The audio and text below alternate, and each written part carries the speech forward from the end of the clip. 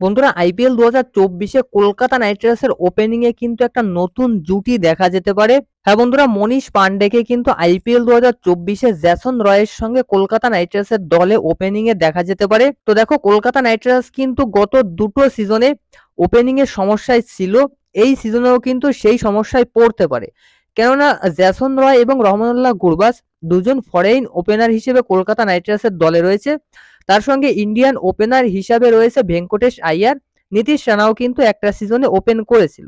তো যাই হোক, নীতিশ রানা কিন্তু মিডিলে ভালো পারফরমেন্স করছে, সুতরাং নীতিশ রানাকে কিন্তু ওপেনিং এ খুব সম্ভবত গম্ভীর পাঠাবে না।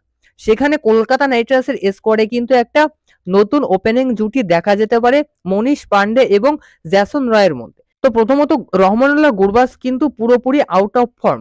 এই পর্যন্ত আইএল টি-20 লিগে খেলেছে 2024 সালে। তারপর শ্রীলঙ্কার বিরুদ্ধে ওডিআই সিরিজ খেলছে। আইএল টি-20 প্রথম ম্যাচটাই 81 রান করেছিল, অর্থাৎ 81। তারপরে সবগুলো ম্যাচে কিন্তু গুরবাজ ফ্লপ গিয়েছে। আর শ্রীলঙ্কার বিরুদ্ধে 3 ম্যাচের যে ওডিআই সিরিজ খেলছে সেখানে কিন্তু প্রথম দুটো ম্যাচে ফ্লপ। আজকের ম্যাচটাই কিন্তু 48 রানে আউট হয়েছে। তো গুরবাজ কিন্তু টোটালি প্রায় আউট অফ ফর্ম। তো তার জন্য গুরবাজকে কিন্তু বসিয়ে দিয়ে জ্যাসন রয়ের সঙ্গে মনীষ পান্ডেকে দিয়ে ওপেন করাতে পারে। তো দেখো, এই কথাটা কিন্তু শুধুমাত্র আমি না, এরকম চিন্তা ভাবনা কিন্তু কলকাতা নাইট রাইডার্সের ম্যানেজমেন্টের মনে আসতে পারে। এছাড়াও বেশ কয়েকজন ক্রিকেট এক্সপার্টের মনেও কিন্তু এরকম একটা প্রশ্ন এসেছে যে আইপিএল 2024-এ মনীষ পান্ডেকে ওপেনিং এ দেখা যেতে পারে। কারণ মনীষ পান্ডে কিন্তু গত 2 সিজনে খুব ভালো পারফরমেন্স মিডল অর্ডারে করতে পারেনি। সেখানে মনীষ পান্ডে যে কয়বার আউট হয়েছে তার ভিতর ম্যাক্সিমাম টাইম কিন্তু বড় শট খেলতে গিয়ে ক্যাচ তুলে দিয়ে আউট হয়েছে। সুতরাং মনীষ পান্ডেকে যদি ওপেনিং এ খেলায় তাহলে পাওয়ার প্লেতে কিন্তু ভালো পারফরমেন্স মনীষ পান্ডে দিতে পারে। প্রথমত, মনীষ পান্ডে বড় শট খেলতে গিয়ে আউট হচ্ছে, তার জন্য পাওয়ার প্লেতে কিন্তু মাত্র দুজনই ফিল্ডার থাকবে 30 ইয়ার্ড সার্কেলের বাইরে। সুতরাং পাওয়ার প্লেতে কিন্তু মনীষ পান্ডে বড় শট খেলতে পারবে। তার সঙ্গে জ্যাসন রয়কে খেলাবে। তার সঙ্গে উইকেট কিপার হিসেবে একজনকে খেলাতে হবে, কেএস ভরতকে অবশ্যই খেলাতে হবে বাধ্য হয়ে, কেননা এছাড়া আর কোনো উইকেট কিপার দলে নেই। সেখানে মিডিল অর্ডারে কেএস ভরতকে খেলাবে। আর যদি ভেঙ্কটেশ আইয়ারের সম্পর্কে আসি, তো একটা প্রশ্ন আমাদের মনে আসছে যে যদি মনীষ পান্ডেকে এবং জ্যাসন রয়কে ওপেনিং করানো হয় তাহলে ভেঙ্কটেশ আইয়ার কোথায় খেলবে? তো দেখো, ভেঙ্কটেশ আইয়ারকে কিন্তু ইম্প্যাক্ট প্লেয়ার হিসেবে খেলাতে পারবে।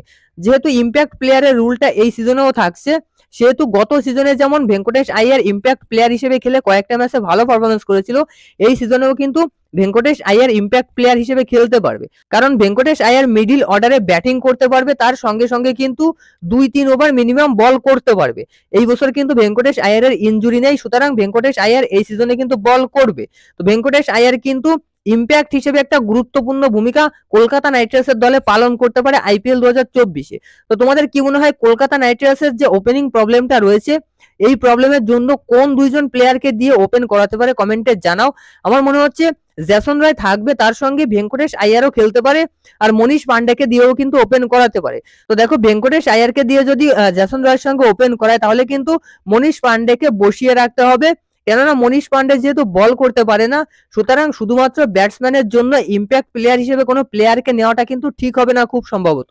তার জন্য মনীষ পান্ডেকে দিয়ে ওপেন করিয়ে ভেঙ্কটেশ আইয়ারকে ইম্প্যাক্ট প্লেয়ার হিসেবে খেলাতে পারে, যেহেতু ভেঙ্কটেশ আইয়ার ব্যাটিংও করতে পারবে, সঙ্গে 2-3 ওভার কিন্তু বোলিংও করতে পারবে। একটা ভালো সুবিধা হবে কিন্তু।